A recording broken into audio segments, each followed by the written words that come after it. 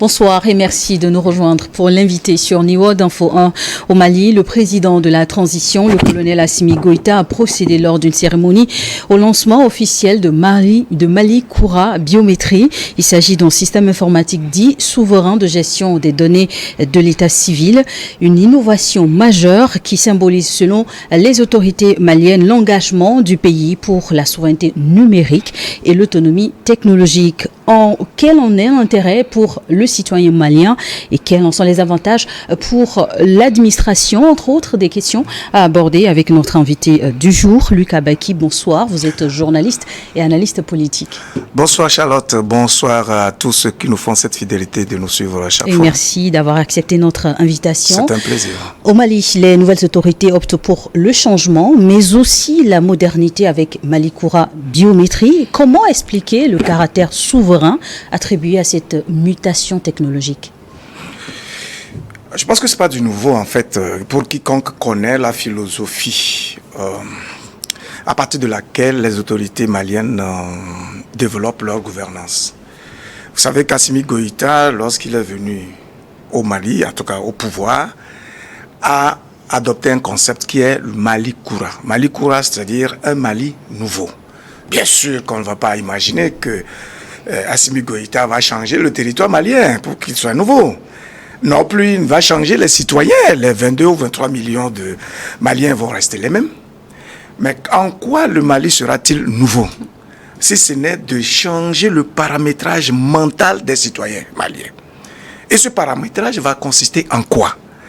En la définition d'une vision claire qui a été faite à travers cette triptyque qu'il a développée, consistant à dire il faut chercher à développer la souveraineté et à entretenir la souveraineté du Mali, faire en sorte que les choix stratégiques et les partenaires que le Mali va avoir désormais soient respectés comme tels, en tout cas que le Mali soit libre de choisir ses partenaires stratégiques, etc. Et puis ensuite veiller sur les intérêts du peuple malien. Tout ceci recentre justement l'esprit du citoyen malien.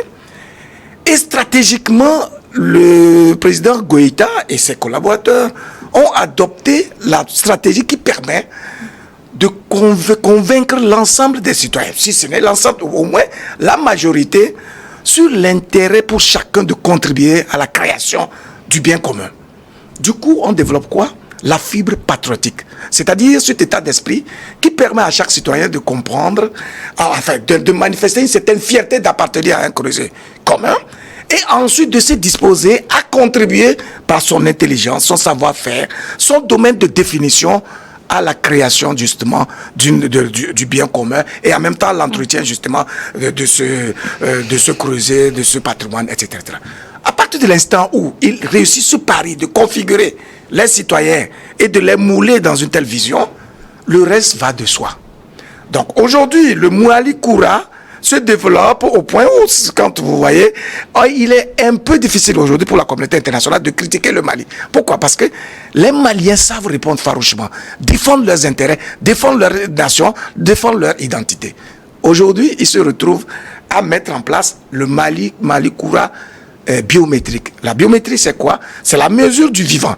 C'est-à-dire, c'est la démarche par laquelle l'État malien va alors avoir une idée précise, d'abord sur le nombre de citoyens dont le pays dispose, leur qualité, leur qualification, etc., etc. Et donc, ça veut dire que, en tant que père de famille, vous avez l'obligation de connaître le nombre d'enfants dont vous disposez, leurs besoins, leurs qualifications, de sorte que lorsque vous voulez répartir la richesse nationale, ou bien vous voulez absorber les ressources pour tel ou tel domaine, vous soyez en mesure de les repérer et de les mettre à la place où qu'il faut, parce que vous avez une culture de résultats. C'est une denrée qui manque le plus dans nos pays en Afrique. Or, c'est un instrument fondamental qui peut définir véritablement ou déterminer le développement d'un pays. Vous voyez? Si nous avons autant de difficultés, chaque fois qu'il y a une élection, que ce soit présidentielle, régionale, etc., on est obligé de procéder par le recensement. Et de faire ça pour compiler le nombre d'électeurs, etc. C'est parce que justement, nous ne disposons pas d'un fichier national. Nous n'avons pas les données biométriques nécessaires qui nous permettent d'avoir une idée précise de la nature et de la quantité des citoyens dont nous disposons et qui permettraient normalement d'organiser notre société en fonction du nombre, des qualifications, des besoins, etc., etc. Et donc, le caractère souverain d'un tel pas franchi se dégage de lui-même. Parce qu'à partir de ce moment-là, aujourd'hui, le Mali dispose de la technologie qui lui permet d'avoir la main sur l'ensemble de ses citoyens. Et vous avez bien vu le contexte dans lequel le Mali est parvenu finalement à lancer ce Mali courant biométrique parce qu'en fait, le Mali aurait dû organiser des élections cette année. Oui. Et c'est parce qu'une société française a cru opportun de confisquer les données. Qu'est-ce qui s'est passé? Parce que ce système était géré justement par une société française. Idemia, qu'est-ce qui s'est passé? Vous voyez, sous IBK, un marché avait été attribué en 2015 à cette société pour confectionner les passeports biométriques, etc. Et donc, elle avait entre ses mains toutes les données du fichier électoral, biométrique, etc., lié donc à la vie et aux citoyens maliens. Et puis après, lorsque Assimi Goïta est venu, cette société posait des conditions. Ah ben il faut payer telle chose, etc., la surenchère et tout. Au point de bloquer le fichier électoral qui permettrait à l'administration territoriale malienne de commencer le processus d'organisation du processus des élections. Vous voyez? Et donc, en septembre dernier, le ministre de l'administration territoriale a dû sortir un communiqué annonçant le report de ces élections parce que le fichier électoral est bloqué par une société étrangère. Et donc, la fibre patriotique ayant déjà été développée auprès de l'ensemble des citoyens, et chaque citoyen étant fier de participer par son savoir-faire donc à l'affirmation de cette souveraineté, mais 13 ingénieurs se sont mis de façon volontaire, sans intérêt matériel. Le seul intérêt qu'ils tirent, c'est cette fierté nationale-là. Et ils ont dit, bon, mais écoutez, c'est une insulte à notre intelligence. Nous avons été formés en tant qu'informaticiens. Il faut qu'on montre à notre nation, à notre pays, que nous avons du génie. Ils se sont appliqués. En 3-4 mois, ils ont récupéré toutes les données. Et ils vont même au-delà pour pouvoir mettre en place toutes les données biométriques qui permettent donc aux gouvernants d'avoir une idée précise de ceux-là qui sont en train de gouverner aujourd'hui. Vous voyez? Donc, c'est pour dire qu'en fait, le leadership est un art. Vous ne pouvez pas avoir la prétention de gouverner les gens si vous n'êtes pas capable d'implémenter une dynamique qui permet à chaque citoyen de comprendre en quoi il peut contribuer. Vous voyez? Et donc, aujourd'hui, Assimi Goïta et son équipe gouvernementale sont en train de donner encore une fois un exemple de leadership qui devrait normalement inspirer beaucoup de nos dirigeants. On va revenir justement sur les impacts sociaux et aussi les avantages pour l'administration. Mais avant, vous le disiez tantôt, en seulement 3 mois, ce groupe d'experts maliens ont mis en place cette solution informatique, donc révolutionnaire. Est-ce que le gouvernement malien est toujours dans sa logique de politique de refondation? Absolument, c'est la refondation nationale. Quand on parle de refondation, c'est en fait le changement des paradigmes. Ces paradigmes rigides du passé qui s'appuyaient sur un narratif qui nous a été, disons, emprunté. Cela ne rendait pas compte de notre identité, de notre fierté d'être humain et de ce que nous avons cette capacité d'observer notre environnement, d'évaluer nos besoins et de chercher des solutions endogènes. Vous voyez? Ce qui est intéressant, c'est que ces ingénieurs-là, en mettant en place cette technologie, n'ont réclamé aucun franc à l'État malien. Parce qu'ils ont compris qu'ils sont en train de faire une œuvre d'intérêt général. Vous voyez? Or, avant qu'ils ne se manifestent, l'État malien a quand même consulté d'autres entreprises à l'extérieur. Le minimum que l'État aurait pu payer pour avoir les données là, même pas jusqu'à la hauteur de ce qu'ils ont aujourd'hui, c'est au moins 6 milliards de francs CFA. Et donc l'État aujourd'hui économise fondamentalement au moins 6 milliards grâce à la volonté manifestée par des citoyens. Cette volonté-là est née, comme je l'ai dit, de la nouvelle vision qui a été définie. Est-ce que vous pensez que du temps de IBK, il y a de cela 2 ou 3 ans, Si ce besoin s'était présenté, même ces citoyens-là étant au Mali, ils allaient se manifester? Sûrement que non. Pourquoi? Parce que lorsque le leader n'arrive pas à créer l'écosystème dans lequel les citoyens le comprennent, ils sont désintéressés par les actes qui sont posés à la tête de l'État. C'est-à-dire que le citoyen a le sentiment que ce qui se fait en haut ne le regarde pas, ne l'engage en rien. Et à partir de ce moment-là, la gouvernance devient extrêmement difficile. Et vous allez voir que dans nos pays, il y a beaucoup de ces dirigeants qui se plaignent de l'incivisme, de manque d'initiative de la jeunesse, d'un certain nombre de difficultés qui les empêchent de dérouler leur politique. Ils ne comprennent pas en réalité que la faute leur revienne, parce que c'est à eux de donner le là, de faire la voix à travers le discours, le comportement, l'attitude et les services qui rendent. La gouvernance d'État, c'est un sacrifice, c'est un service sacerdotal qui exige du dirigeant un sacrifice absolu. Parce que c'est à travers les œuvres qu'il va poser dans l'intérêt du pays et non à son propre intérêt que en réalité son nom va s'amplifier et il sera porté précisément par sa population. Et c'est ce que Assimi Goïta justement, parlons de population, sont en train de faire aujourd'hui. À quoi doit s'attendre les citoyens maliens comme retombée sociale? Vous aviez parlé de répartition de richesses, mais comment est-ce que derrière cette solution, on peut justement parvenir à une justice sociale, à une inclusion, au développement économique, entre autres? C'est très simple. À partir du moment où vous, en tant que dirigeant, vous connaissez très bien le nombre de personnes dont vous avez la charge. Vous connaissez leurs besoins particuliers, secteur par secteur, domaine par domaine. Vous savez le nombre de personnes qui sont au chômage et qui sont dans le besoin, selon leur diplôme. Et vous savez organiser votre travail, vous pouvez structurer l'administration, etc. Ça devient plus fluide. Ça veut dire que vous prenez les solutions, vous initiez des solutions en connaissance de cause, selon les besoins bien connus et diagnostiqués. Vous voyez?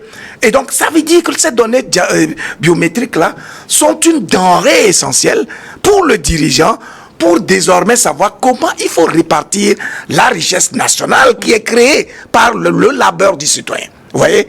De sorte que chaque citoyen se sente non seulement concerné par ce qui se fait en haut, mais aussi intéressé par les œuvres qu'il a eu à poser et qui ont donné, voyez-vous, les résultats, en tout cas les dividendes que l'État génère. Voyez-vous? Donc ça veut dire que à partir de ces données, la biométrie, c'est la mesure du vivant. C'est la mesure donc de tout ce qui est citoyen, en tout cas de tout ce qui est animé. Etc. Si aujourd'hui, le Mali veut mesurer ou bien évaluer le nombre de cheptels, de bœufs ou de moutons ou de volailles dont il dispose, c'est très simple, il va le faire. Parce qu'il dispose des fichiers dont il a, voilà. Et à partir de ce moment-là, il fait son évaluation. Il peut faire ses calculs sur quelle quantité il pourra exporter et qu'est-ce que ça va générer et où il faut affecter ces ressources-là, etc.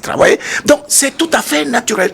Et même les services administratifs seront encore plus fluides. Vous savez que nous souffrons beaucoup pour avoir accès aux services publics. Pourquoi?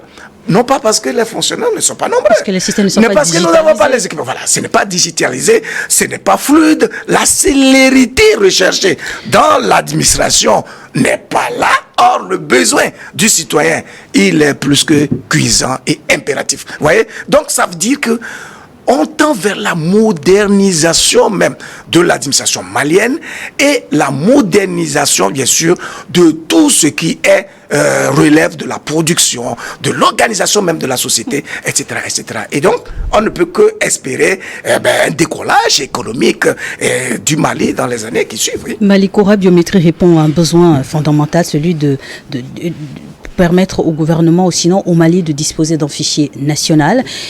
Une des préoccupations également de ce gouvernement, c'est la lutte contre le terrorisme. La solution avec Malikoura, est-ce qu'il y a là également des avantages dans cette stratégie de lutte puisqu'il va permettre également d'identifier chaque individu sur les territoires maliens? Exactement, à tout point de vue. Vous savez, quand vous êtes en Europe, vous voulez faire aujourd'hui un crédit rapidement, la banque vous accède, vous donne le crédit facilement. Les gens ne comprennent pas pourquoi. En fait, c'est parce que vous êtes traçable, vous êtes repérable. On vous connaît de par votre profil, votre identité. Quel que soit là où vous passez, une fois que vous avez une carte, que vous mettez dans un truc, ça, vous êtes repéré. Donc, il n'y a aucun risque que vous puissiez poser un acte délictueux et que vous disparaissiez dans la nature sans qu'on ne vous retrouve. Vous voyez? Ça veut dire qu'à partir de l'instant où il y a un fichier comme ça et on connaît tous les citoyens qui s'activent, en tout cas sur le territoire national, on sait très bien que les gens ne peuvent plus jouer au malin. Sinon, on les repère au plus vite. C'est aussi un instrument puissant qui va permettre de lutter aussi facilement contre le terrorisme. Parce que justement, si tu es un citoyen qui est recruté justement dans ces genre de trucs que tu veux commencer à opérer, on peut tout simplement te repérer et te tracer au plus vite. Vous voyez? Donc c'est ce qui fait que les délinquants sont vite tracés en Europe et on les prend au plus vite. Donc c'est pour dire que nos dirigeants ont tout intérêt à s'organiser de ce point de vue-là. La tendance qu'on a, c'est que lorsque votre travail ne produit pas de l'argent direct, vous n'êtes pas considéré. Malheureusement, c'est ce qui fait que jusqu'à présent, beaucoup de nos pays n'ont pas les moyens de se développer. En réalité, c'est par le travail de l'esprit, par le travail intellectuel, culturel, moral, spirituel, que vous allez parvenir en fait à créer la richesse. Et donc, le travail ingénieux qui a été fait par ces informaticiens montre clairement tout l'intérêt pour nos dirigeants de faire en sorte que les énergies se libèrent dans chaque secteur d'activité, de sorte qu'il y ait des compétences. Il faudrait que nos dirigeants comprennent qu'ils n'ont aucun intérêt à recourir à des compétences extérieures pour venir faire assouvir les besoins endogènes chez nous ici, tout comme si c'était des moutons de panurge qu'ils dirigent et qui ne sont capables d'aucune initiative. Vous allez voir dans nos universités aujourd'hui, quel est le montant qu'on alloue pour la recherche? Posez cette question, vous allez tout comprendre. Combien nos dirigeants ne comprennent pas que c'est à travers la recherche scientifique qu'on arrive à des innovations majeures qui permettent justement d'espérer la modernisation et le développement de nos pays. On fait en sorte à ne compter que sur des firmes internationales qui viennent poser des conditions et en même temps coûter extrêmement cher aux contribuables et aux citoyens nationaux. Alors que les compétences endogènes sont là, il suffit de les mettre en confiance et de les mettre à l'épreuve. Si ce n'est pas le cas, comment on peut expliquer que quelqu'un sort ingénieur pendant qu'il y a des besoins en route, en infrastructure, en électricité, en eau, il est au chômage, il est obligé de se muer en un enseignant de lycée, tout simplement.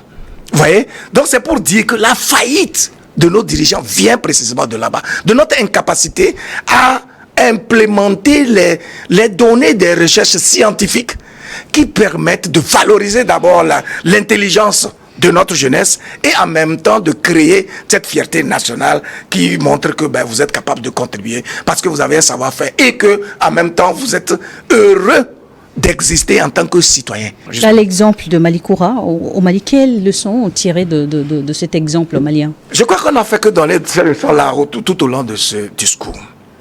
Si nous voulons réellement nous développer, nous devons comprendre qu'on doit investir dans l'éducation, dans la recherche. L'éducation consiste en quoi? En un paramétrage du mental du jeune. De sorte que du début de la première classe jusqu'à la dernière, il sache ce qu'il faut en fait pour sa société. C'est incongru et incohérent pour nos États d'investir dans l'éducation pour ne pas chercher à avoir les récoltes au bout. Ou qu'à la fin, parce que la jeunesse est dans le chômage, elle embrasse l'exil. Elle s'en va, elle émigre tout simplement pour aller donner cette compétence à l'extérieur, parce qu'en retour, il aura les ressources qui lui permettent au moins de vivre. Parce qu'ici, on a un problème de survie d'ailleurs. Quand bien même tu as des diplômes, quand bien même tu es compétent, tu es formé, et tu es capable de contribuer, tu n'as pas d'issue. Et tu vas jusqu'à avoir un problème de survie. C'est-à-dire, comment te maintenir en vie pour continuer de rendre service, non pas seulement à ta famille, mais à la nation dans son ensemble. C'est la preuve évidente de l'échec et de la faillite des systèmes de gouvernance actuels. Il va falloir que nos dirigeants comprennent qu'ils sont des leaders, c'est-à-dire qu'ils sont dans la position de leader. Et le leader n'a pas d'autre choix que de trouver des solutions aux défis et aux problèmes qui se posent fondamentalement aux citoyens Parce que lui, il a toute la responsabilité de chercher les solutions, d'avoir de la lumière, de créer les conditions qui permettent à chaque compétence de s'exprimer et de vivre à partir de cette compétence-là. Vous voyez? Donc je crois que la leçon, elle est là.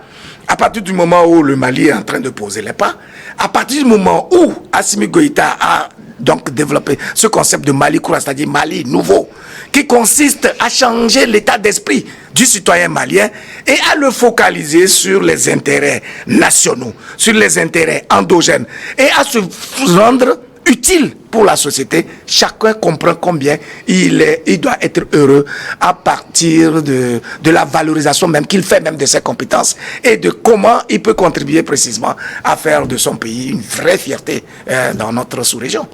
Lucas Baki, à Addis Abeba, en Éthiopie, le 37e sommet de l'Union africaine s'est conclu ce dimanche. Dans son discours d'ouverture, Moussa Faki Mahamat, le président de la Commission de l'Union africaine, a évoqué les grands sujets actuels sur la table, notamment la sortie de l'AES, de la CEDEAO. Est-ce qu'il y aurait des tractations pour engager un dialogue? Un dialogue à quel niveau? Nous dialoguons beaucoup quand même dans nos pays. Hein. Vous savez, sur le plan du discours, nos dirigeants sont un peu faillibles. Ils sont très bons en discours. En termes de théorie, c'est très bien. Mais aujourd'hui, on a dépassé l'étape du bavardage. Les pays de l'AES sont des pays dont les dirigeants sont dans l'action. C'est-à-dire qu'ils se sont donné ce défi d'avoir une culture de résultat. On ne bavarde pas, on agit. Vous allez voir, Assimi Goïta, c'est pas un monsieur qui parle beaucoup. Mais quand il parle, même s'il dit seulement 2-3 phrases, ça a un contenu très enrichissant pour le citoyen et provoque dans l'esprit du citoyen le désir d'agir. Voilà ce qu'on veut. Vous prenez le général Tiani, vous prenez le capitaine Traoré, les discours qu'ils tiennent, ils ne sont pas dans les langues de bois. Ils ne sont pas dans des péroraisons tonitruantes et des affirmations gratuites. Ils décrivent les faits et invitent la population à l'action. Pourquoi? Parce qu'en fait, c'est en réalité la population qui constitue la clé fondamentale permettant de résoudre tous les problèmes de nos pays. L'être humain, c'est la première richesse nationale. Alors, j'entends souvent les gens dire que le Mali, le Niger, le Burkina Faso ont un potentiel très inouï en matière de ressources humaines, d'or, etc., etc. Non, oui, ça c'est sûr. Mais tous ces minéraux-là ne peuvent rien valoir si c'est les citoyens qui doivent pouvoir valoriser tous ces minéraux-là ne comprennent pas ce qu'ils représentent dans la dynamique, dans la nouvelle dynamique qu'il faut amorcer pour pouvoir atteindre le développement. La preuve, c'est que tous nos pays ont des ressources minières, dans des ressources naturelles. On a le soleil, on a l'énergie naturelle. Mais on est toujours pauvre. Pourquoi? Parce que notre esprit n'est pas calibré pour prendre conscience de notre part de contribution dans la valorisation de tout ce potentiel-là. Et c'est ce travail salvateur que ces dirigeants-là sont en train de faire. J'étais au Mali en juin dernier, à l'un de mes voyages. Le président Goïta a inauguré un centre de robotique. C'est un centre pour promouvoir l'intelligence artificielle. Mais qui en parle ici en Afrique? On n'en parle pas, alors que l'avenir du pays, du monde même, passe par là. Aujourd'hui, on est en train d'automatiser beaucoup de choses dans le monde pour alléger l'être humain et à faire en sorte qu'il puisse se concentrer sur sa vie, sur des choses essentielles, inhérentes à sa propre existence. Mais beaucoup de choses se font par l'intelligence, par l'intelligence artificielle. Quand on parle de l'intégrité du citoyen burkinabé, cela vient d'où? De cette semence-là qui a été faite par Thomas Sankara en moins de 4 ans où il était en train de révolutionner le pays et d'amener le pays à atteindre l'autosuffisance alimentaire. Le président Traoré l'a dit que si aujourd'hui son pays veut être autosuffisant, il le sera en moins de 3-4 ans. C'est le cas aussi au Niger, au Burkina, au Mali, où par exemple un pays comme le Mali sahélien est pratiquement le premier producteur du riz dans nos régions, dans notre sous-région. Mais ça doit nous instruire quand même. Voilà. Et le troisième pays Le Niger a été évoqué pour des rares fois publiquement lors d'une conférence de presse à l'occasion de sa visite en terre ivoirienne par le président togolais Faure Gnassingbé, médiateur, et le président et son homologue ivoirien Alassane Ouattara. Dans vos analyses, à quel dénouement doit-on s'attendre quand on sait que les sanctions contre le Niger sont toujours d'actualité? En fait, ce qui souffre dans cette histoire de bras de fer entre les pays de l'AES et la CEDEAO, c'est en réalité la CEDEAO. Parce que la sortie des pays de l'AES, de la CEDEAO, aura des conséquences mais incalculables. Personne n'en parle. Rassurez-vous, si jamais, d'ici une semaine ou deux ou un mois, les pays de l'AES mettent en place leur monnaie, le franc CFA sera dévalué tout de suite. Parce que, en fait, ce qui permet au franc CFA d'avoir sa posture actuelle sera diminué peut-être d'un tiers. Parce que les trois pays là représentent quand même une puissance. C'est quand même près de 2 millions et quelques de kilomètres carrés. Et puis, pratiquement, sont 10 millions de personnes qui s'en vont avec leur richesse y compris. Vous voyez? Donc, si les gens veulent avoir les solutions, mais c'est d'être raisonnable. Je l'ai dit à plusieurs reprises, c'est de devenir des humains. Parce que pour l'instant, ils agissent par des instincts.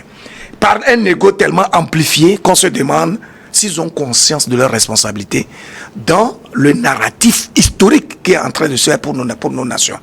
Quand on voit des dirigeants ergotés aujourd'hui autour de cette question des sanctions, alors que d'abord, ces sanctions n'existent nulle part, ni dans la charte de la CEDEAO, encore mieux dans le protocole additionnel, etc. On sait que c'est de façon délibérée ou sous injonction qu'ils l'ont fait. Pourquoi? Pour tuer des gens, pour empêcher un peuple de vivre. Parce que quand vous mettez l'embargo sur un pays enclavé, c'est que vous savez qu'il n'aura pas d'eau, il n'aura pas d'électricité, il n'aura pas de produits médicaux, il n'y aura pas de nourriture. Mais la finalité, c'est quoi? C'est pour tuer des gens.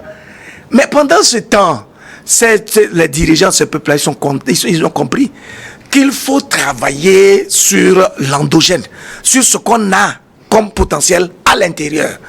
Et donc, ces peuples font quoi? Ils se créent ce qu'on appelle l'énergie du désespoir pour développer une certaine forme de résistance et de résilience qui leur permettent de vivre. Mais si on disait au Niger qu'ils pourraient vivre 3, 4, 5 mois avec cet embargo, ils n'auraient pas cru. Mais parce que justement, ils ont commencé à assainir les finances, à réorganiser la gestion du pays et à faire en sorte que la fibre patriotique prenne de l'ampleur, mais ils sont en train de résister. Et ils résistent beaucoup mieux que même des pays qui ne sont pas sous sanction. Vous voyez? Donc, c'est pour dire qu'il y a des solutions. Et ces solutions-là sont d'abord endogènes. Maintenant, si les pays, les dirigeants de la CEDEAO continuent de s'agiter, ben, ça fait leur problème. Il suffit pour les pays du Sahel d'avoir leur monnaie désormais. Ils ne dépendent plus de cette histoire du franc CFA et donc la confiscation de ces biens n'a plus de sens. Et voilà. Merci. Pour terminer, nous parlions justement de Mali Koura. Au-delà d'être donc une émancipation numérique, c'est un signe de bonne gouvernance? Mais oui, mais c'est plus qu'un signe de bonne gouvernance. Vous savez, un dirigeant qui veut promouvoir la corruption ne va pas accepter qu'on numérise l'administration et qu'on mette la transparence de sorte qu'il y ait la traçabilité dans le mouvement de l'argent, etc. Vous allez le constater. Donc, la corruption étant un virus qui tue fondamentalement nos économies et qui galvaude notre essence d'être humain, intègre, capable de travailler et de créer la richesse. Parce que quand tu optes pour la corruption, c'est que c'est un chemin c'est un raccourci qui vous t'enlève toi-même ta fierté d'être humain capable de créer ta richesse par toi-même. Voyez?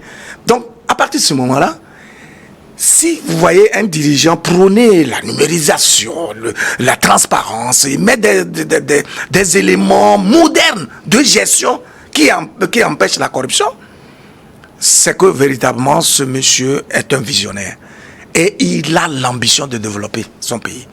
Et c'est tout ce que nous souhaitons pour nos dirigeants, pour nos pays, etc. Parce que le dirigeant n'a de nom que s'il a des résultats dans la vie de chaque citoyen. Toi et moi, nous n'avons pas intérêt, on n'aspire pas à être président, à être dirigeant. Mais nous aspirons à être des citoyens dont les besoins sont assouvis grâce à notre intelligence et aux œuvres que nous réalisons. C'est tout. Et donc, il faut que les dirigeants comprennent que la transparence les élève eux et rendre compte de leur bonne foi, de leur intégrité, de leur honnêteté et de leur capacité à faire en sorte que l'épanouissement du citoyen soit une réalité et non une vue de l'esprit. Merci Lucas Baki d'avoir accepté notre invitation. Merci d'être passé sur ce plateau. Je rappelle pour nos téléspectateurs que vous êtes journaliste et analyste politique. Merci à vous également de nous avoir suivis sur Niveau d'Info 1.